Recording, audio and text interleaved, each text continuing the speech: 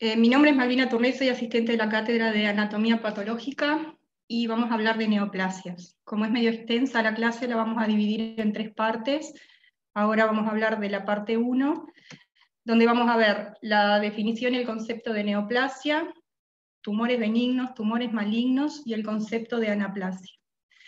Neoplasia significa crecimiento nuevo y no define la naturaleza benigna o maligna de la lesión. Tumor es un término que actualmente se equipara al de neoplasia y tampoco define su naturaleza benigna o maligna. Y la oncología es el estudio de los tumores o de las neoplasias. La definición clásica de neoplasia está establecida en la era premolecular, que es una masa normal de tejido con un crecimiento excesivo y descoordinado en relación al tejido que le dio origen y que persiste en forma exagerada aun cuando cesan los estímulos que indujeron el cambio. En la definición actual se incorporan los conceptos moleculares o las alteraciones genéticas, y neoplasia actualmente se define como una alteración en el crecimiento celular desencadenada por una serie de mutaciones adquiridas que afectan una sola célula y a su progenie clónica. Las mutaciones le dan a las células neoplásicas ciertas condiciones de supervivencia que permiten que crezcan en forma independiente de las señales fisiológicas. Bueno, las neoplasias tienen 2 componentes esenciales, que son las células neoplásicas propiamente dichas, que constituyen el parénquima tumoral, y un estroma reactivo. El parénquima tumoral permite que clasifiquemos las neoplasias y determinan el comportamiento biológico del tumor. Acá encerrado en azul vemos cuáles son las células neoplásicas propiamente dichas. Y el estroma reactivo, que está constituido por tejido conjuntivo, por vasos sanguíneos y células del sistema inmunitario, y que van a determinar que ese tumor pueda desarrollarse y pueda crecer. Dan un ambiente propicio para que el tumor se desarrolle. Los tumores se clasifican en tumores benignos y en tumores malignos. Los tumores benignos tienden a tener un aspecto macroscópico y microscópico relativamente inocente, quedan localizados en el lugar donde se originaron sin propagarse a sitios alejados y pueden ser extirpados localmente mediante un procedimiento quirúrgico. Y en términos generales, el paciente no muere por causa del tumor. Los tumores benignos tienden a estar bien diferenciados, eso quiere decir que las células neoplásicas presentan un aspecto morfológico similar al tejido sano del que se originaron, y la naturaleza neoplásica de la lesión se evidencia por la presencia de una tumoración. Tienden a crecer lentamente, suelen estar rodeados por una cápsula fibrosa. Esa cápsula se forma como una respuesta reactiva del tejido sano circundante, está formado principalmente por matriz extracelular y hace que el tumor quede contenido dentro de esa cápsula y que no crezca hacia el tejido adyacente. Y por definición no infiltran el parénquima de tejido sano adyacente ni dan metástasis. La encapsulación permite que la presencia de la cápsula no impide que el tumor crezca, y eso en el examen físico lo vemos evidenciado cuando palpamos una tumoración móvil que no adhiere a planos profundos. Entonces acá tenemos un ejemplo de un lipoma, acá se ve, al examen físico lo podemos apreciar, acá tenemos la enucleación de la tumoración, que por la presencia de la cápsula, como dijimos antes, puede ser localmente extirpado por resección quirúrgica, y acá vemos la microscopía, y vemos que las células que componen esta tumoración está compuesta por adipocitos maduros que se parecen mucho a los adipocitos del tejido sano. Y en esta otra fotografía lo vemos a mayor detalle. Bueno, entonces los tumores benignos se designan asignando el sufijo OMA al nombre del tipo celular del que se originaron. Entonces, cuando se originan de células mesenquimáticas, los llamamos fibromas, cuando se originan del tejido conjuntivo, condromas, cuando se originan del tejido cartilaginoso, y lipomas, cuando se originan del tejido adiposo. Entonces acá tenemos un ejemplo de fibroma y de condroma. Como dijimos, son tumores bien delimitados, encapsulados, y acá vemos la microscopía, que está constituido por células que se parecen mucho a las células del tejido sano del que se originan, y lo mismo el condroma, donde vemos condrocitos que se parecen a los condrocitos normales, no tienen atipía.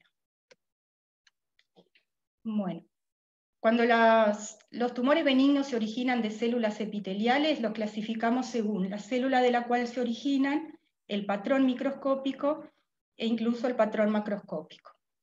Los adenomas son todas las neoplasias epiteliales benignas que se originan de las glándulas, independiente de si microscópicamente forman estructuras glandulares o no.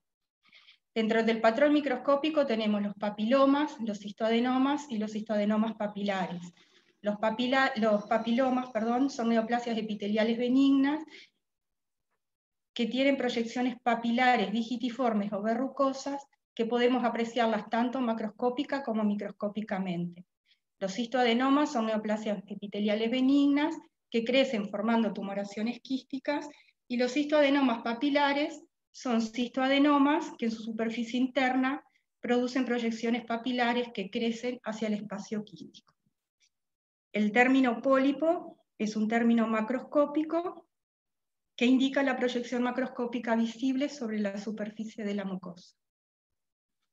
Acá tenemos una mucosa intestinal, y acá tenemos el crecimiento de un pólipo, que esto lo apreciamos macroscópicamente, y después, en el procesamiento microscópico de la pieza, vemos que hay una proliferación compuesta por glándulas.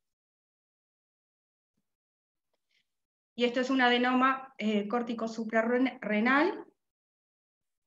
Macroscópicamente vemos que es una tumoración que crece bien delimitado del tejido sano adyacente, y en la microscopía vemos la proliferación de células epiteliales, y en este caso particularmente presenta un crecimiento sólido sin formación de glándula. El papiloma macroscópicamente lo definimos como una lesión vegetante, verrucosa incluso, y en la microscopía vemos estas proyecciones papilares que están compuestas por un tejido maduro sin atipías. Acá tenemos el cistoadenoma, que dijimos que era una tumoración quística, que está compuesto por una pared y una cavidad.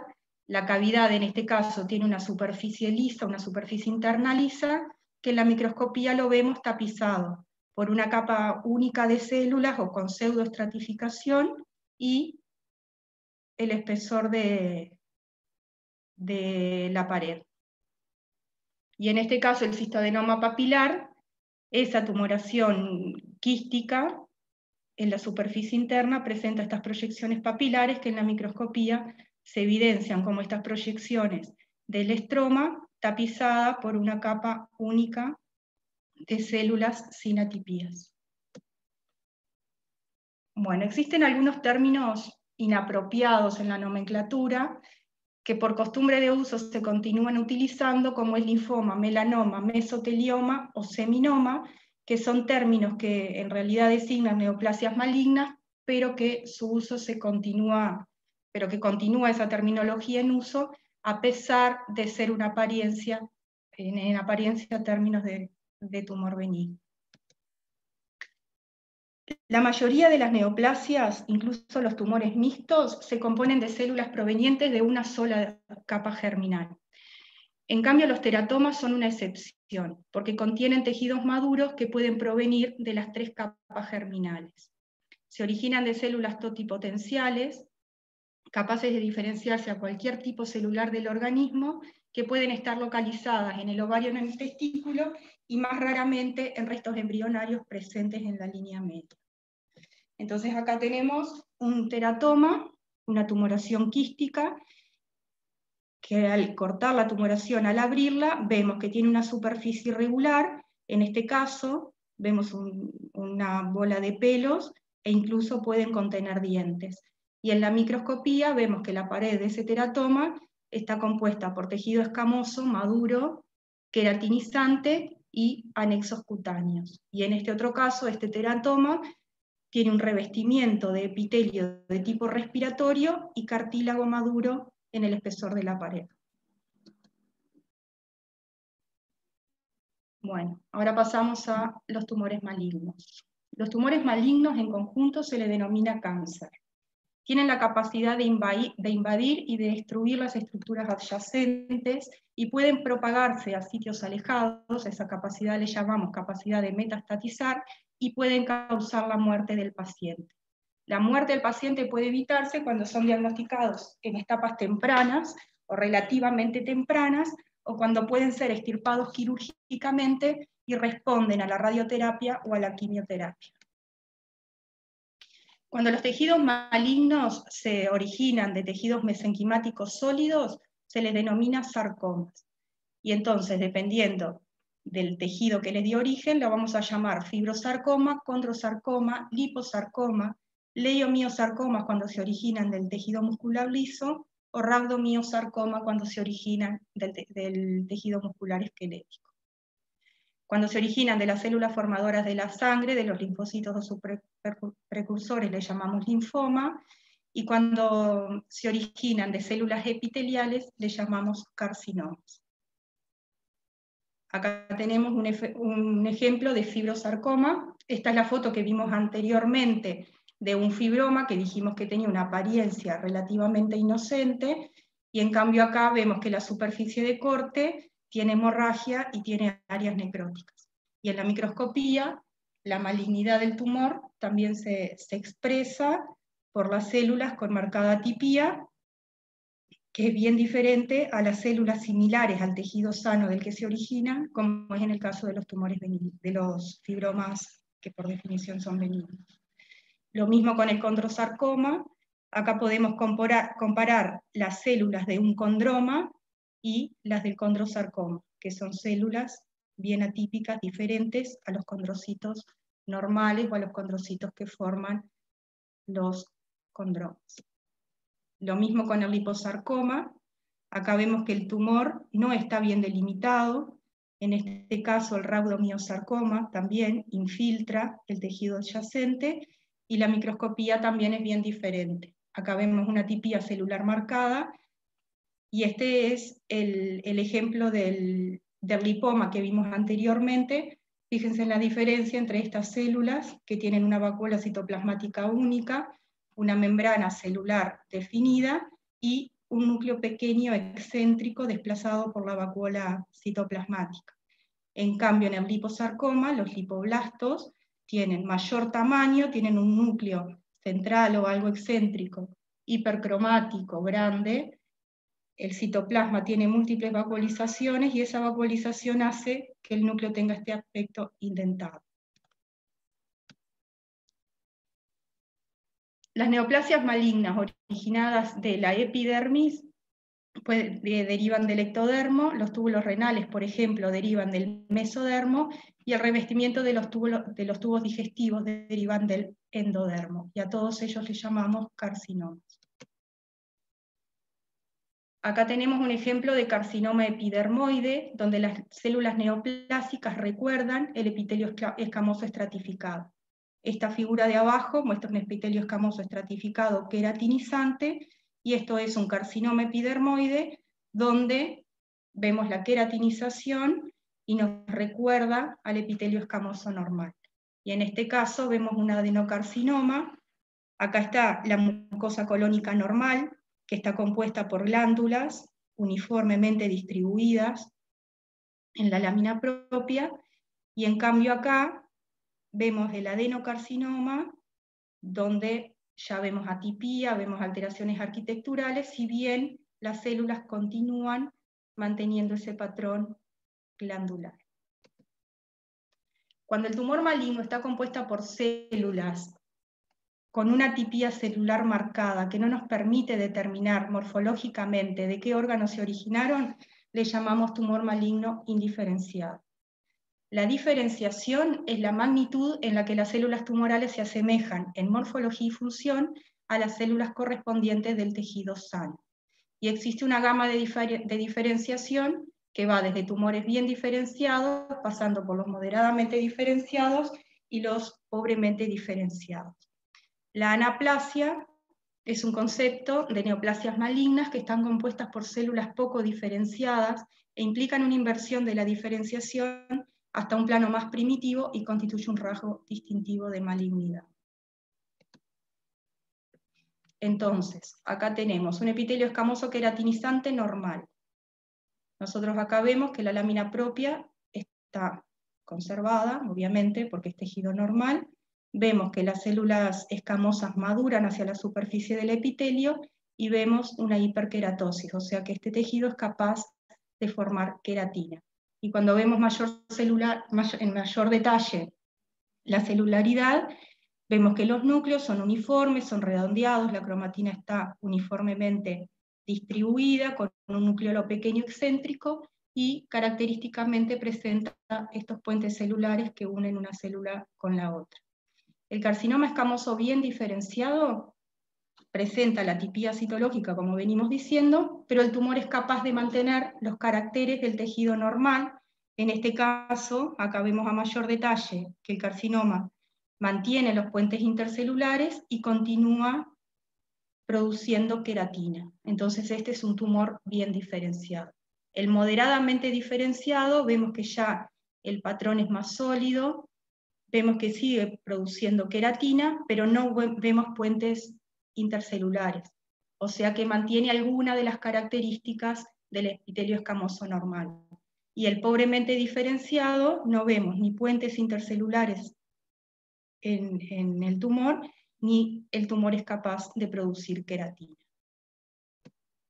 Lo mismo con el adenocarcinoma de colon, acá vemos como el bien diferenciado mantiene todavía la presencia o el patrón arquitectural glandular, el moderadamente diferenciado tiene unas glándulas o esbozos glandulares, pero ya es un patrón que no tiene esta arquitectura glandular tan definida como el bien diferenciado, y en el pobremente diferenciado vemos algún esbozo glandular, pero no vemos formación de glándulas, sino que vemos un patrón de crecimiento sólido. Los tumores anaplásicos presentan ciertas características morfológicas que están dadas por el pleomorfismo, la morfología nuclear anómala, la presencia de mitosis y la pérdida de polaridad nuclear.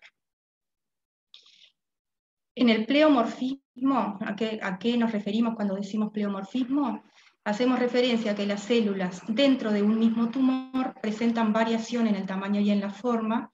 Hay algunas células que son pequeñas e indiferenciadas, como vemos acá, esta célula no es igual a esta, no es igual a esta, ni a esta, e incluso podemos ver células de mayor tamaño que pueden tener un núcleo único o pueden tener varios núcleos.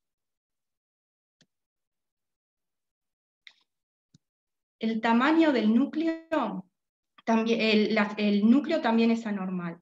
El tamaño es desproporcionadamente grande. Hacen que la relación núcleo-citoplasma sea cercana a 1 a 1, cuando lo normal es 1 a 4 o 1 a 6. Los contornos de los núcleos son irregulares, son núcleos de forma irregular. Acá también lo vemos.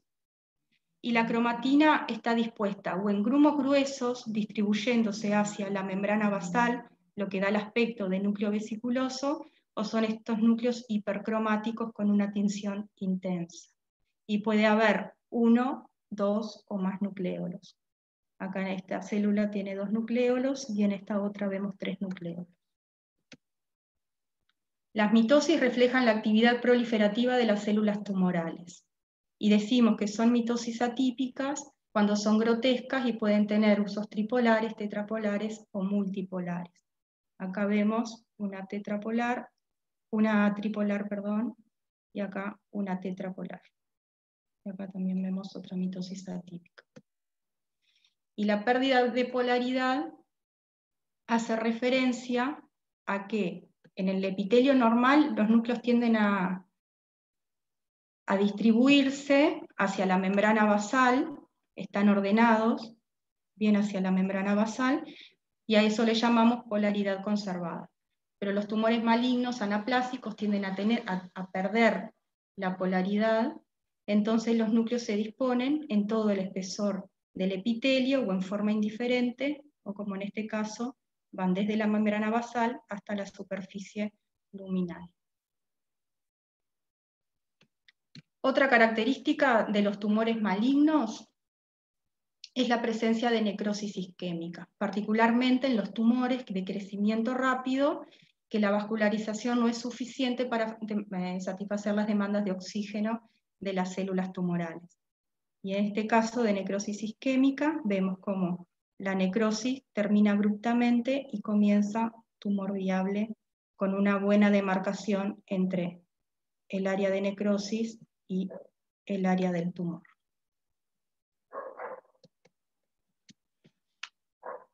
Bueno, hasta acá la primera parte. Continuamos con una parte de neoplasia parte 2.